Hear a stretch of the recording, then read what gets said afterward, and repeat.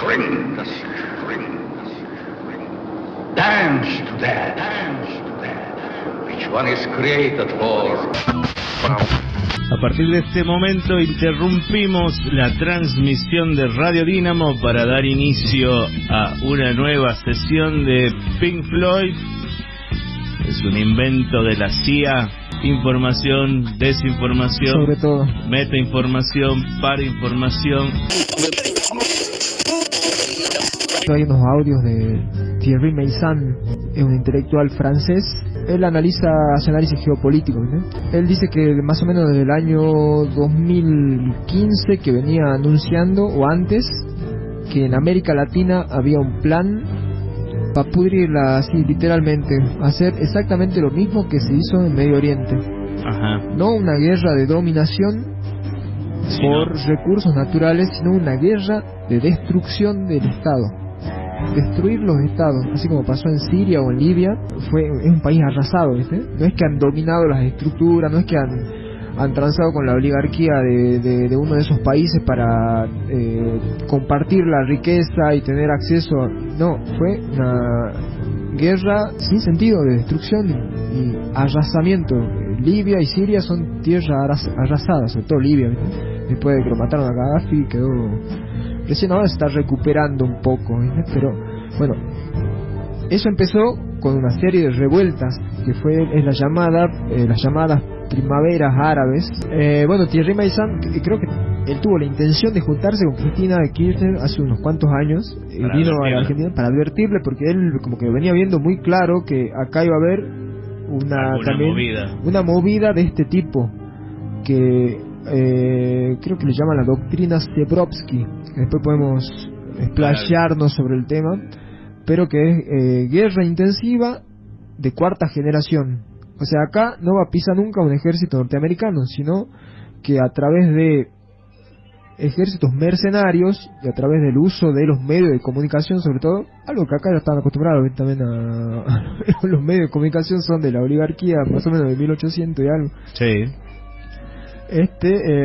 Arrasar con los estados que quieran plantear unir un bloque fuerte que puedan quitarle su hegemonía y de paso quedarse con los recursos naturales. En este caso, que sería el Mercosur, sí, bueno, ¿Qué tipo de la patria grande chavista? Claro. Eso estaríamos hablando de. Sí, bueno, lo que se venía armando era también el eje del malcito. El pequeño eje del mal, sí, pero que se estaban uniendo en lo que era el BRICS. El ejecito del mal. El ejecito.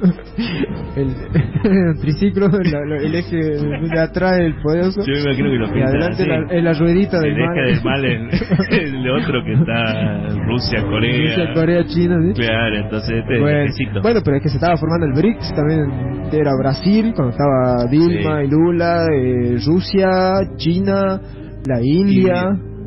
Y Sudáfrica. Sí. Entonces había como mucha fuerza, claro, se le estaba arrugando el ojete ahí al tío Sam. Al tío Sam, y ha dicho algo hay que hacer, alguna injerencia hay que meter en algún lado. ¿Qué es más fácil desestabilizar a estas alturas de la economía global? Bueno, hay una estrategia de fanatización religiosa también, que eso es algo que se hizo también en Medio Oriente, ¿no? Porque se utilizó facciones, hay muchas divisiones en Medio Oriente, están los chiitas, los sunitas, los wahhabis, y se usaban algunas organizaciones como los hermanos musulmanes o el mismo ISIS para generar caos y generar sobre todo fake news sobre ese caos. Entonces teníamos pequeños grupos mercenarios atacando ciudades, destruyendo, pero también un montón de mentiras. Por ejemplo, dice que en Siria, que tiene la televisión es puramente satelital, habían interceptado uno de los satélites y entonces con la ayuda de periodistas de la oposición hicieron un canal paralelo igual al canal oficial para desinformar a la población. Como pero igual le copiaban, era como un claro, espejo. con el mismo logo, claro, con periodista y el mismo nombre, todo, sí, o algo parecido. Claro, esto cuenta Thierry Meyssan, que él dice que él estaba ahí en la zona y había planteado que había una manifestación de 200.000 personas que estaban por... Y dice que yo estoy ahí, voy, viste, el chabón, como es periodista, viste, fue rápido a tratar y no había nadie, dice. Entonces Otra fue un ataque a una plaza muy famoso, que él estaba ahí también y dice que no hubo tal ataque, sino que eso fue un montaje hecho en los estudios de Al Jazeera, por ejemplo.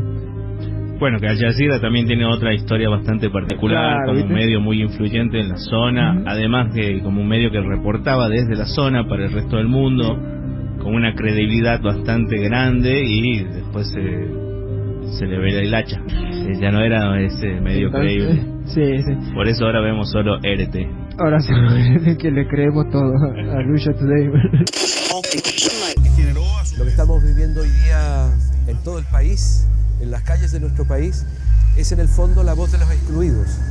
Y frente a esa voz, los medios de comunicación tienen una responsabilidad ética histórica. Es un momento justamente de crisis para los medios de comunicación hegemónicos que habitualmente y por norma y por sus políticas editoriales generan siempre desde el discurso dominante, generan una criminalización de la protesta social. Protesta que es absolutamente legítima si nosotros estamos conscientes del valor del derecho a la comunicación. Un derecho que no poseen los medios de comunicación. Aquí siempre hay un clima de contradicción entre libertad de expresión y derecho de la comunicación. El derecho de la comunicación lo tienen los pueblos. Y por lo tanto lo que estamos visualizando a través de muchos de los medios de comunicación masiva es justamente ese proceso de criminalización donde solamente la violencia, los episodios de saqueos colman todos los medios de comunicación.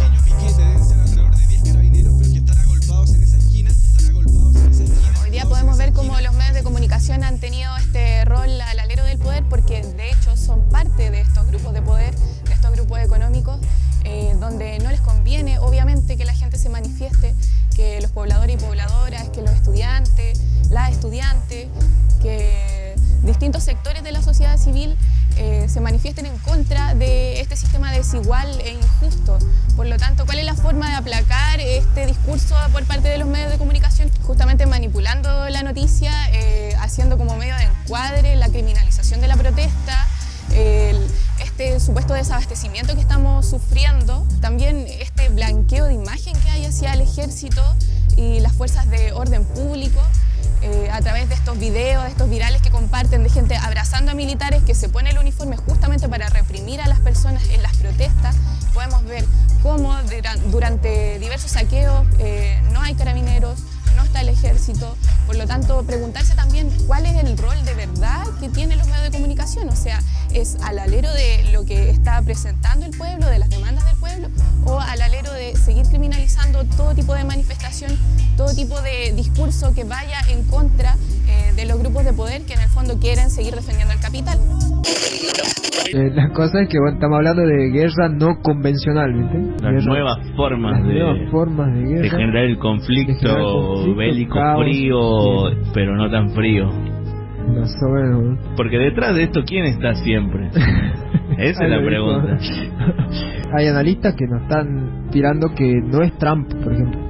Entonces, bueno, acá tenemos como dos teorías sobre lo que pasó con Gerardo Morales, con Evo Morales. Sí. Una es que hubo una estrategia ahí de financiamiento a través del gobernador de Jujuy, Gerardo Morales, que recibió la visita de Ivanka Trump.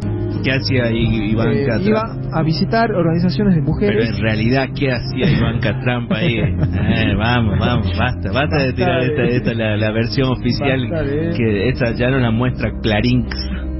En Clarín están dándole la voz a Gerardo Morales para que le diga a Grabois que es un pelotudo, porque el que alertó sobre esto fue Grabois. Claro, Juan Grabois lo acusó al gobernador de Jujuy y a Mauricio Macri de haber dado apoyo logístico para el golpe. Con el financiamiento encubierto y el apoyo de la embajada estadounidense, se impulsaron operadores políticos y acciones preparatorias para el derrocamiento del presidente Chávez en abril de 2002. Evidencia de ello son los documentos secretos de la CIA elaborados desde Caracas y desclasificados tiempo más tarde. Este es uno de esos informes secretos donde se da cuenta de la labor de inteligencia realizada por un agente, sondeando las inclinaciones de los alcaldes del país en busca de potenciales aliados para el golpe de Estado que se venía fraguando. Este informe confidencial fue enviado a las oficinas de la CIA en Washington, a la Dirección de Inteligencia del Pentágono y al Consejo Nacional de Seguridad. En él se describe en detalle información recolectada a comienzos de abril de 2002 sobre el alcalde bolivariano Freddy Bernal, fiel al gobierno de Chávez. agente encargado de recolectar la información incluyó una ficha biográfica del alcalde venezolano con datos personales. Tener los detalles de los seguidores del presidente Chávez era una información muy útil para la persecución que sobre ellos se desataría semanas más tarde. La mayor parte del contenido del informe fue tachado por la CIA antes de ser desclasificado, pero olvidaron un detalle, el nombre del agente que resultó ser ni más ni menos el flamante embajador de los Estados Unidos, Mr. Charles Shapiro. Así funciona la intervención del norte, empleando como personal de inteligencia a funcionarios diplomáticos. Embajadores cuya misión no es representar a su país, sino desestabilizar a los países anfitriones, realizando un trabajo de inteligencia y reclutamiento entre figuras de la política, la televisión, periodistas, directores de medios como Víctor Ferreres, quien para la época manejaba la televisora más comprometida con la conspiración. Bueno, Ivanka Trump fue, como te digo, a visitar organizaciones de mujeres en Jujuy. Y bueno, tuvo una visita, sacó fotos con todo el mundo, estuvo con Gerardo, pero el verdadero motivo del viaje de Ivanka Trump era llevar dinero para financiar a los golpistas que, según una serie de audios filtrados, están organizando más o menos desde agosto, en lo que se llamó la Operación Rey Desnudo. Como se sabe, Evo echó a la DEA hace varios años de Bolivia. Entonces, como que injerencia directa los Estados Unidos no tienen en el territorio boliviano. Pero bueno, hay sectores que se están comunicando con senadores de los Estados Unidos de Norteamérica, sobre todo con los republicanos de Texas, Marco Rubio, Ted Cruz, son, bueno, descendientes de latinos, o latinos ellos también, que están muy ligados a la lucha anticomunista, ¿viste?, de los Estados Unidos, y que son los que vienen detrás de Donald Trump. Ellos estuvieron en contacto, como prueban estos audios que se escuchan a ex militares, sobre todo, haciendo un llamamiento, primero a organizarse, pero estamos hablando de agosto, ¿no? Y después la DEA, su parte iba a ser sacar informes en los cuales vinculaban a Evo Morales con el narcotráfico y con organizaciones criminales, ¿no? Pero este iba a ser el papel de la DEA, pero más que nada para llenar de noticias los medios en contra de Evo Morales, para predisponer a la población a la insurrección. O sea, que más allá del fraude o no fraude, esto se viene gestando de hace rato, ¿viste? Si hubo o no hubo fraude, yo diría hace 2 años más o menos, pero los audios son de agosto, septiembre y octubre. Después el Gerard Morales se juntó con Luis Camacho, que es el prominente líder del Comité Cívico de Santa Cruz de la Sierra. De la Satánica Cruz de la Sierra, exactamente, que fue el personaje que entró con la Biblia y hizo todo el circo. La cosa es que, bueno, tuvo una reunión con el tipo, pero bueno, esto está desmentido por Gerardo Morales, que, como te digo, le dijo a Juan Grabois que era un pelotudo importante en Twitter, pero bueno, esto queda como pura conspiranoia.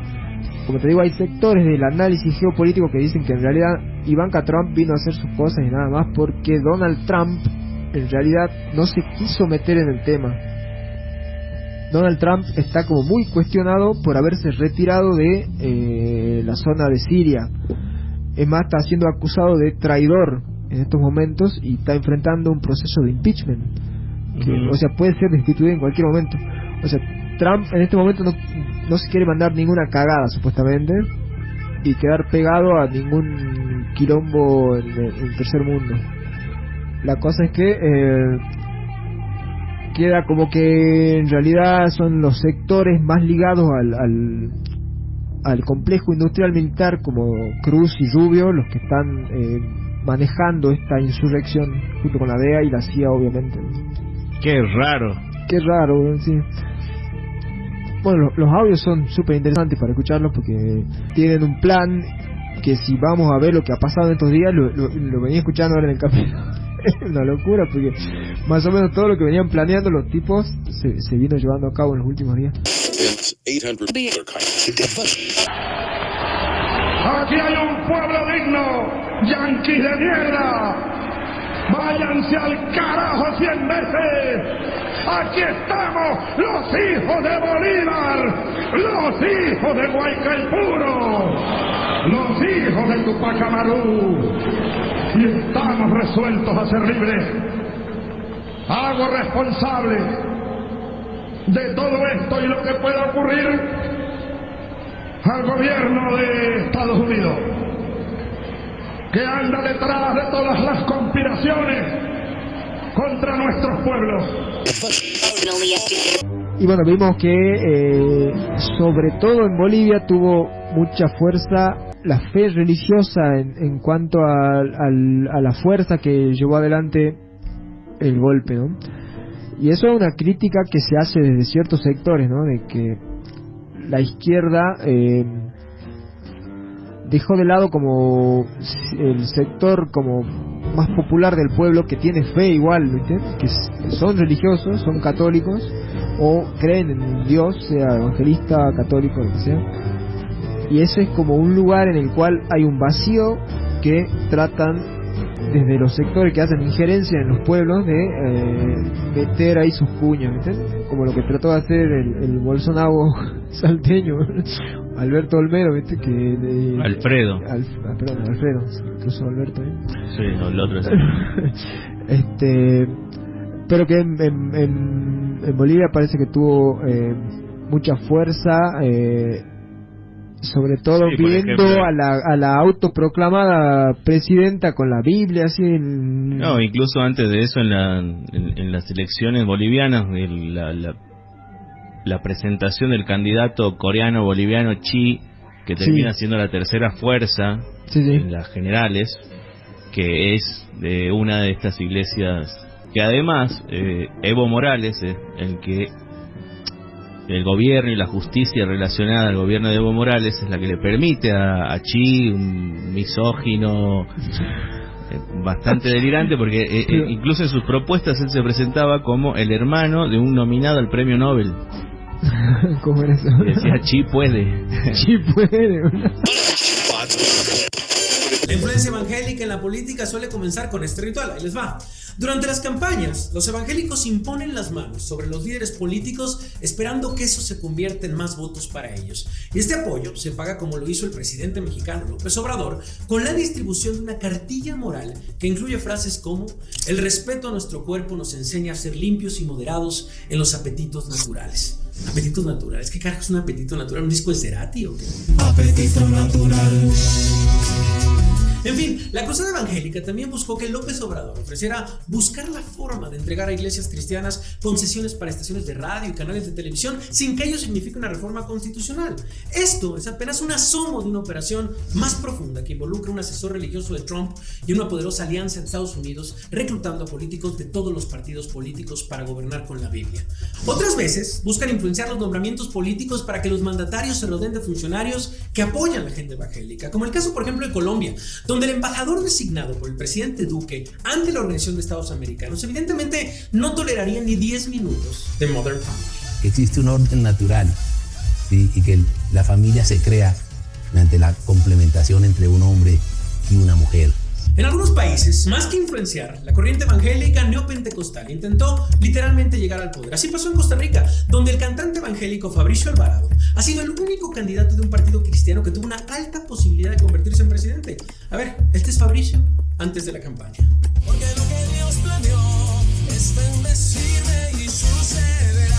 Bueno, pero no sucedió. Perdió las elecciones y solo le quedaron sus canciones de consuelo. Sin embargo, practicantes evangélicos como el comediante cristiano Jimmy Morales en Guatemala sí lograron su cometido y llegaron a la presidencia.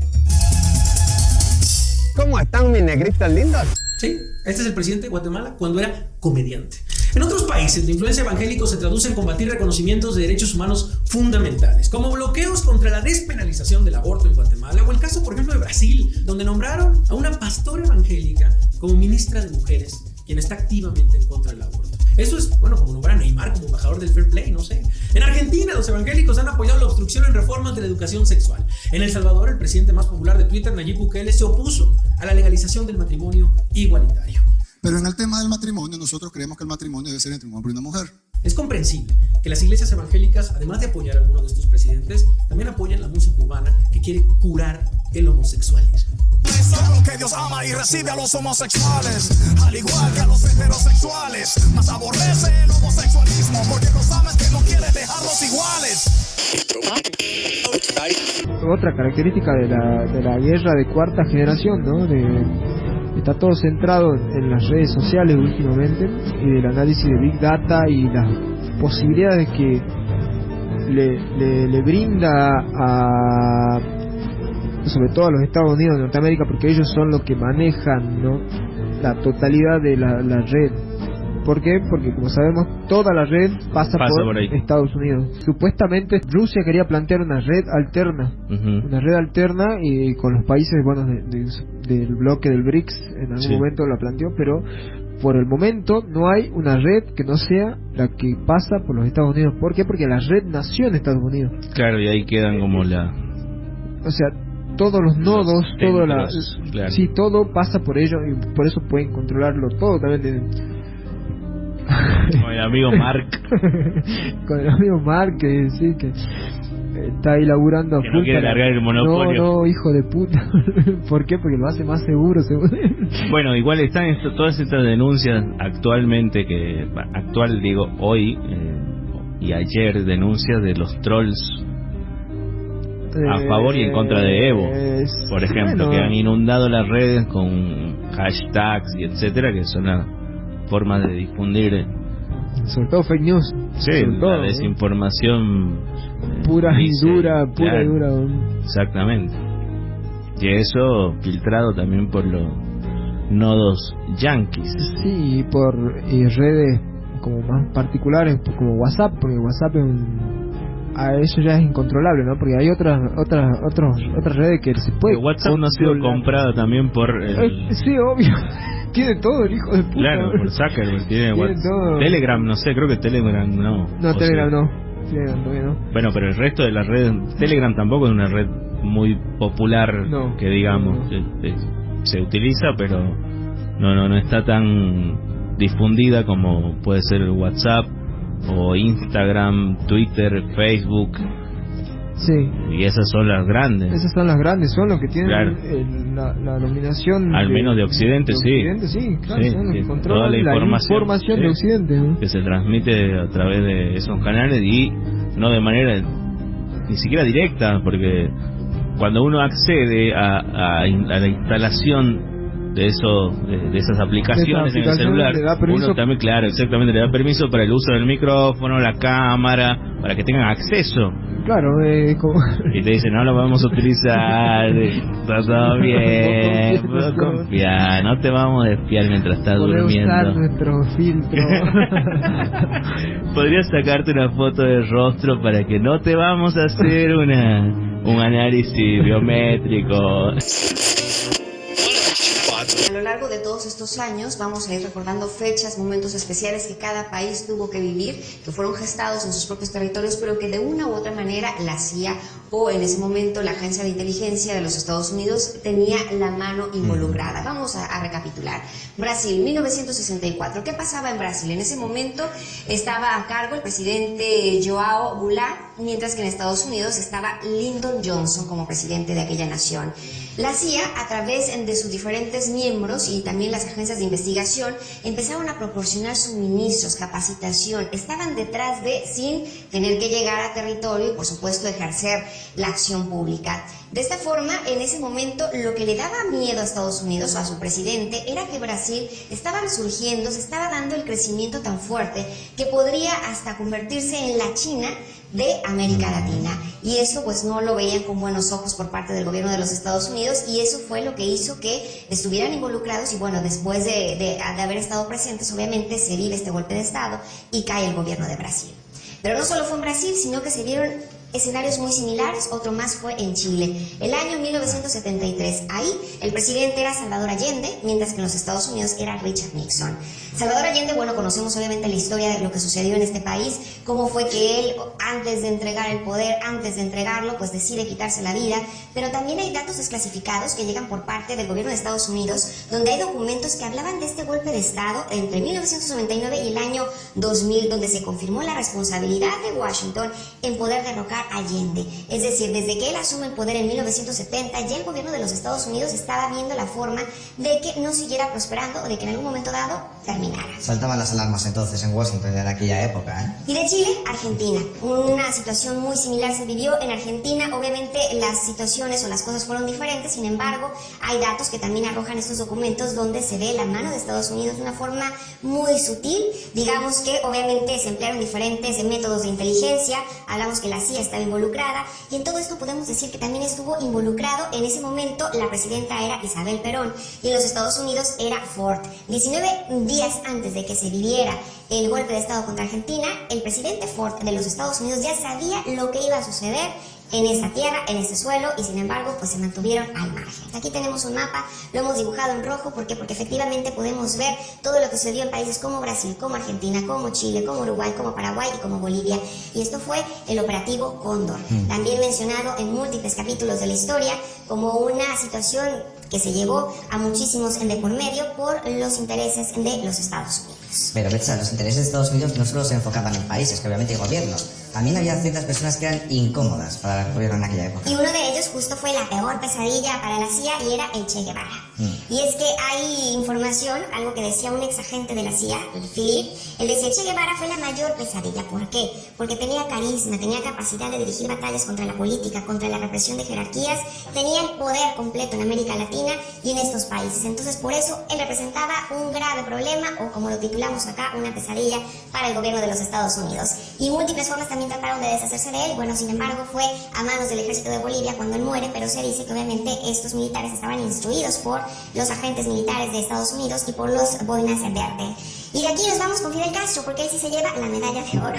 Y es que se salvó de 638 intentos de asesinato. Escucha la cifra, intensa. Porque además hay 1000 historias que se escriben a lo largo de estos años de cómo querían pues deshacerse de él, del sistema político, cómo siempre le incomodó a los Estados Unidos lo que sucedía en la isla, siendo un lugar tan pequeño contra lo que sucedía en Estados Unidos. Pero bueno, pues ahí Don Fidel se salvó y pues sabemos hace poco pues él muere, pero ya de otra situación muy diferente. Para mí el gran dilema y el gran problema de todo este tipo de protestas es la función de la seguridad, ¿no? Las fuerzas armadas, las fuerzas policiales, porque si bien en Bolivia, o sea, esa era la negación de que había un golpe de Estado, porque las fuerzas armadas no salieron a amenazar públicamente con tanques. Es más, decían que Caliman en realidad es amigo de... Sí, estaba Caliman, el bueno, pero jefe del ejército boliviano actualmente. Hoy la presidenta relevó a toda la cúpula de las fuerzas armadas. ¿Por qué? Porque las fuerzas armadas en realidad parece que no quieren entrar en conflicto y entrar a reprimir. No. Entonces ahí que entra la policía, que ya está reprimiendo. Claro, la policía que ya estaba reprimiendo, ¿viste? Esto se escucha en los audios, ¿viste? Que dicen que ¿por qué aguanta Maduro? Porque su gobierno y su facción es militar, predominantemente salen de las fuerzas armadas. Igual que, bueno, Perón también salió, por ejemplo, de las fuerzas armadas y por eso pudo lograr cierta hegemonía en algún momento. Entonces había que socavar el poder que pueda llegar a tener Evo en las fuerzas armadas, ¿entiendes? Sí, por supuesto. Que el gobierno no termina de transar con el ejército y el ejército lo que hace es recomendar que renuncie, como cualquier otra de las instituciones poderosas que pueden haber en un estado. Entonces ahí debe haber como un montón de otras situaciones pequeñas que se escapan, claro, es que a la conjetura, claro, de la negociación en sí que tiene el gobierno con todas las otras instancias de poder que van tirando. Pero creo que la policial y militar es determinante, ¿no? Pero bueno, igual ese es todo el terreno de la conjetura. Sí, eso es todo conjetura, ¿no? No sabemos qué puede haber pasado, ni siquiera sabemos qué está pasando, ¿no? No, tampoco porque sabemos. no nos llega información. No, además son muchas cosas. Y muchas cosas. Son demasiadas cosas sucediendo en distintos lugares a una velocidad que es imposible de retener la cantidad de sucesos pequeños que te van a dar la idea de lo macro. Sí, entonces macro, o uno se queda con lo que pasa. Lo macro es un grupo de derecha ligado a lo blanco, ¿no? Llegando a anular cualquier concesión que se le haya hecho a lo indígena, ¿no? Por algo, Claro, el recorte de la huipala, la de llevar la Biblia, o sea, es como, eso es muy claro. Pienso, ¿no? Acá en Argentina, con la policía que se ha cebado en estos 4 años, ¿no? En cuanto a que le sueltan la mano y pueden ejercer violencia ya descarada, porque una organización como la policía, la cual está formada para emplear la violencia, ¿no? Para combatir el crimen, digamos, como teóricamente, ya sabemos para qué están, pero supuestamente están para eso, pero, o sea, están liberados de o sea, le han soltado la mano para que maten, hagan, deshagan. Y con este antecedente de lo que está pasando en Bolivia, yo ya vi ahí unos grupos que están presentando, por ejemplo, cartas, documentos para que se analice el fraude que ha pasado en la elección en Argentina, porque quieren impedir que asuma el gobierno, quieren impedir que asuma Cristina Fernández de Kirchner. Yo no creo que vaya a pasar nada, para que no venga la OEA. Para que alguien se autoproclame presidente. Pero creo que la policía en la Argentina y cualquiera que use un uniforme en la Argentina, por ejemplo la gendarmería, tienen de repente un poder que no solamente ya viene implícito en cuanto a la función, ¿no? En cuanto a la función de una fuerza, sino que cómo hace un gobierno para desideologizar a una fuerza militar o paramilitar o policial, ¿no? Que ya viene con formación de derecha sí o sí, ¿no? El uniforme ya es de derecha sí o sí, porque eso se ve en Chile, ¿no? La policía está para defender a la derecha, está para defender a la derecha neoliberal, a Piñera. En Bolivia no, o sea, no van a defender a la izquierda nunca, ¿no? Le van a decir, por favor, andate, ¿viste? Entonces, como ese el gran enigma que tendría que solucionar un gobierno popular, ¿no? Cómo se puede trabajar, ¿no? Las fuerzas armadas, cómo se puede trabajar con las fuerzas policiales, ¿no?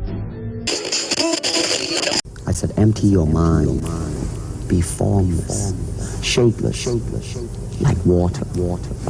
Now you put water into a cup, it becomes the cup. You put water into a bottle, it becomes the bottle. You put in a teapot, it becomes the teapot. Now water can flow or it can crash. Be water, my friend.